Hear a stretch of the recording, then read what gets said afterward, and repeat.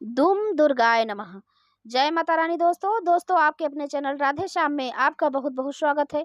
दोस्तों आज की वीडियो में मैं आपसे बात करने वाली हूँ आषाढ़ मास की गुप्त नवरात्रि के विषय में। आषाढ़ मास में गुप्त नवरात्रि आती है। जैसे कि आप सभी जानते हैं कि वर्ष भर में 4 नवरात्रि होती है, 2 गुप्त नवरात्रि, 2 प्रकट नवरात्रि। चैत्र मास की नवरात्रि और अश्विनी मास की नवरात्रि को प्रकट नवरात्रि कहते हैं, जिसे सभी लोग जानते हैं। लेकिन गुप्त नवरात्रि माघ मास में, मतलब माघ मास के शुक्ल पक्ष में और आषाढ़ मास के शुक्ल पक्ष में, ये 2 नवरात्रि जो आती हैं इनको हम गुप्त नवरात्रि कहते हैं। और इनके विषय में बहुत ज़्यादा लोगों को जानकारी नहीं होती है और बहुत से लोग तो ऐसा समझते हैं कि तंत्र मंत्र या तांत्रिक क्रियाएं की जाती है। नहीं, ऐसा नहीं है।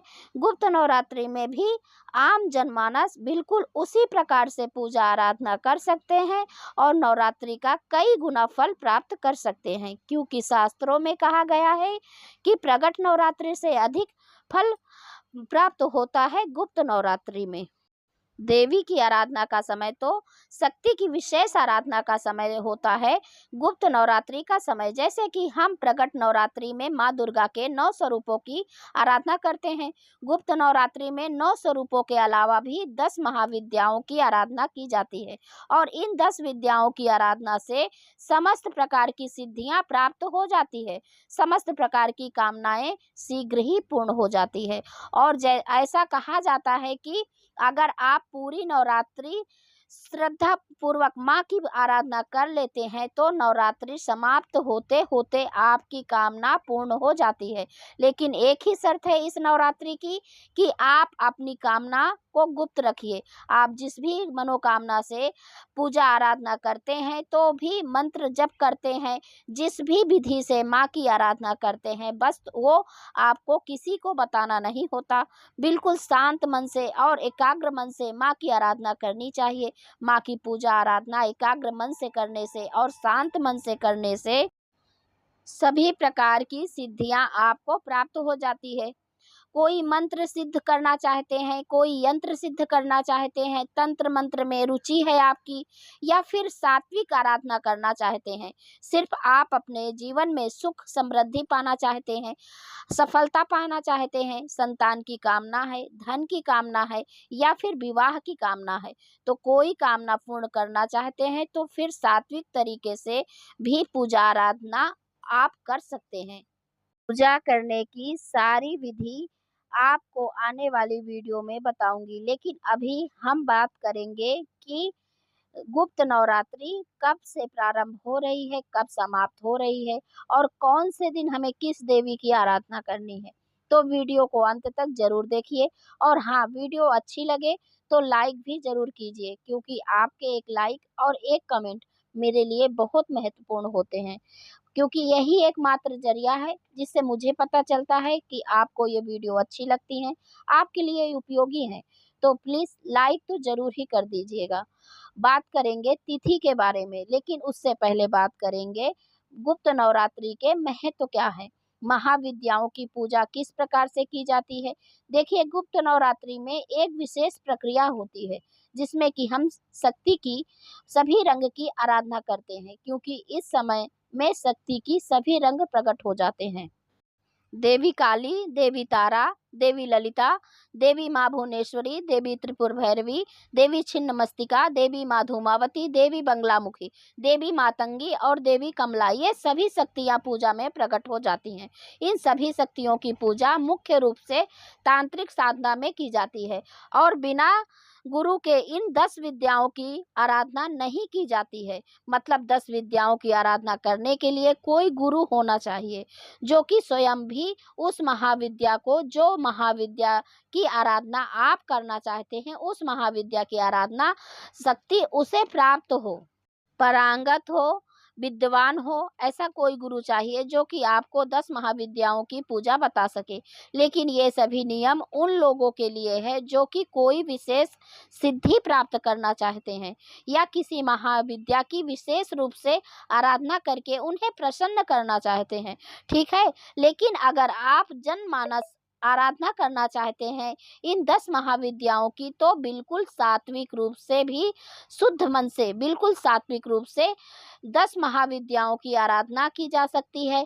जैसे कि प्रतिदिन हम प्रगट नवरात्रि के माँ दुर्गा के स्वरूपों की आराधना करते हैं, पूजा करते हैं, उसी प्रकार से 10 विद्याओं की आराधना बिना किसी तामझाम के बिल्कुल आसान विधि से कर सकते हैं। वो मैं आगे वीडियो में शेयर करूंगी, आप बस चैनल से जुड़े रहिए। क्योंकि जो 10 महाविद्या, जो 10 स्वरूप है माँ के, वो प्रत्येक रूप अपने आप में पूर्ण है। इसमें ब्रह्मांड की कार्य प्रणाली, उसके पीछे छुपे रहस्य शामिल हैं।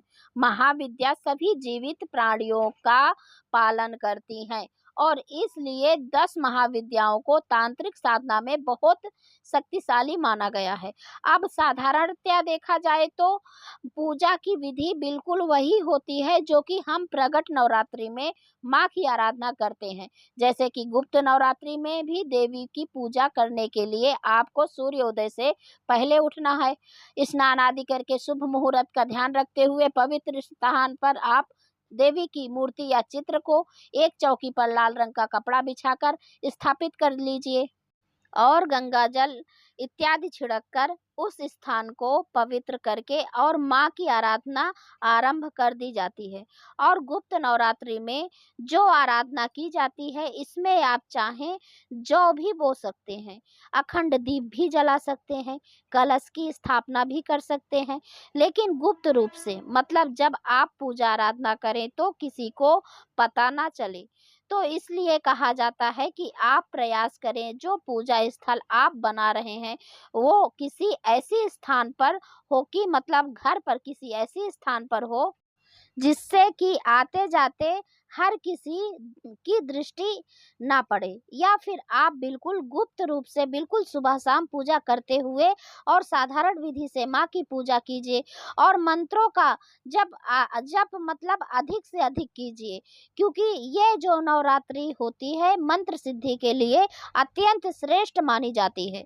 जो भी आपकी कामना हो उस कामना के अनुसार आप मंत्रों का जप कर सकते हैं। जैसे कि आप सुबह और शाम दीप जलाकर और माँ के सामने अपनी प्रार्थना करके, अपने मन की कामना करके मंत्रों का जप कर सकते हैं।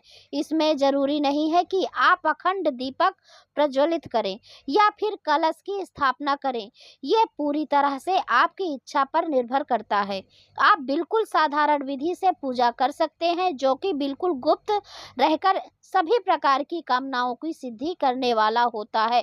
और जो भक्त 10 विद्याओं की आराधना नहीं करना चाहते हैं वो माँ दुर्गा के 9 स्वरूपों की, जो हम प्रगट नवरात्रि में करते हैं, 1 दिन से लेकर 9 दिनों तक उसी से 9 दुर्गा की 9 स्वरूपों की आराधना इस नवरात्रि में भी हम कर सकते हैं, बिल्कुल शुद्ध रूप से सात्विक विधि से।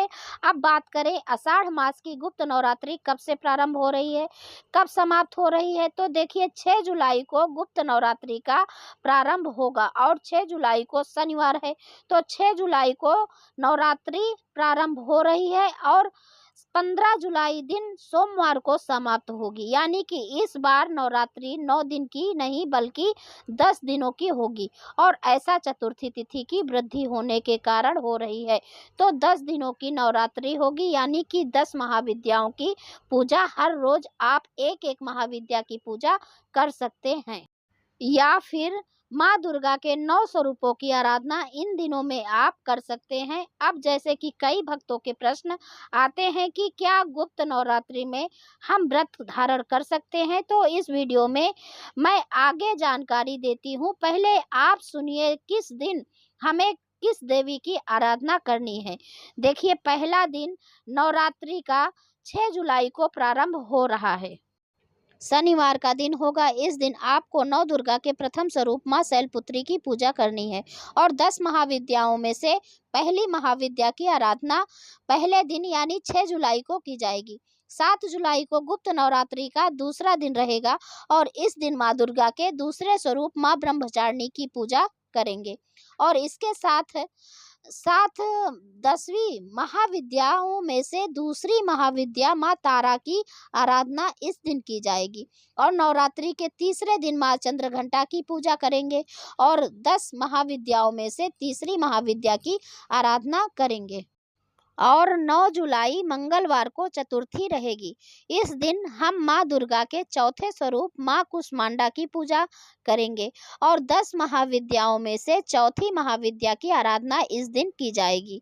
10 जुलाई बुधवार का दिन, इस दिन भी गुप्त नवरात्रि की चतुर्थी तिथि ही रहेगी। इस तरह से 2 दिन चतुर्थी तिथि होने के कारण नवरात्रि 10 दिनों की मानी जाएगी। 11 जुलाई को नवरात्रि तिथि की पंचमी तिथि देवी स्कंद माता की पूजा करेंगे। 12 जुलाई को शुक्रवार के दिन नवरात्रि के षष्ठी तिथि है, माँ कात्यायनी की पूजा करेंगे। 13 जुलाई शनिवार को गुप्त नवरात्रि की सप्तमी तिथि है, माँ कालरात्रि की पूजा करेंगे। 14 जुलाई को यानी कि रविवार को आषाढ़ मास के गुप्त नवरात्रि की अष्टमी तिथि है, जिसे कि महाअष्टमी कहेंगे और इसमें महागौरी की पूजा की जाएगी। 15 जुलाई सोमवार के दिन गुप्त नवरात्रि का अंतिम दिन रहेगा और इस दिन देवी सिद्धिदात्री की पूजा करेंगे। और इसी क्रम से हम 10 महाविद्याओं की भी आराधना इन्हीं 10 दिनों के बीच में करेंगे। गुप्त नवरात्रि की पूजा विधि और उपाय ये अगली वीडियो में मिलेगी। और दोस्तों, एकादशी की वीडियो चैनल पर अपलोड हो चुका है, आप देख लीजिए। और सावन मास कब से लग रहा है, कब तक रहेगा, सावन मास में क्या नियम का पालन करना है और कब कब कौन कौन से त्योहार आने वाले हैं, ये सब जानकारी सावन मास की वीडियो में दी गई है। और सावन मास की वीडियो चैनल पर अपलोड हो चुकी है, आप चाहें तो देख सकते हैं। तो दोस्तों, वीडियो कैसा लगा ये ज़रूर बताना और ये बताने के लिए कमेंट बॉक्स में माता रानी के नाम का जयकारा ज़रूर लगाना। अब मैं मिलती हूँ अगले वीडियो में, तब तक के लिए जय माता दी।